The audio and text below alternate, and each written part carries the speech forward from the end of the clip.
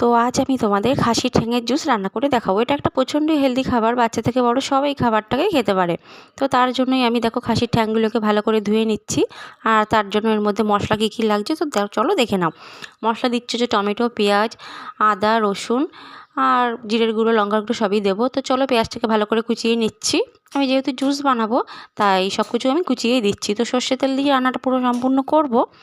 তো প্রথমে পেঁয়াজ কুচি, লঙ্কার কুচি, তারপরে দেখো জিরের গুঁড়ো, হলুদের গুঁড়ো আর আদাটাকে আমি গ্রেট করে দিয়ে দেওয়ার পরেই সমস্ত জিনিসগুলোকে ভালো করে সাঁতলে নিলাম। আর স্বাদ অনুযায়ী নুন চিনি তো তোমরা দেবেই। তো আমার ছেলে কিন্তু এই খাবারটা দারুণ ভালোভাবে এনজয় করে। আর তোমরা কীভাবে রান্না করো আমাকে কিন্তু কমেন্ট করে জানিও। যতক্ষণ না মশলাটা ভালো করে কষানো হচ্ছে ততক্ষণ আমি দেখো সাঁতলেই গেলাম।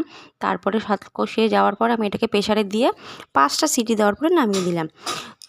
তো আমার ছেলে তো দারুণ এনজয় করলো। ভিডিওটা ভালো লাগলে লাইক, কমেন্ট, সাবস্ক্রাইব, চ্যানেলটাকে সাবস্ক্রাইব করে রেখো। দেখা হচ্ছে নেক্সট ব্লগে। টাটা।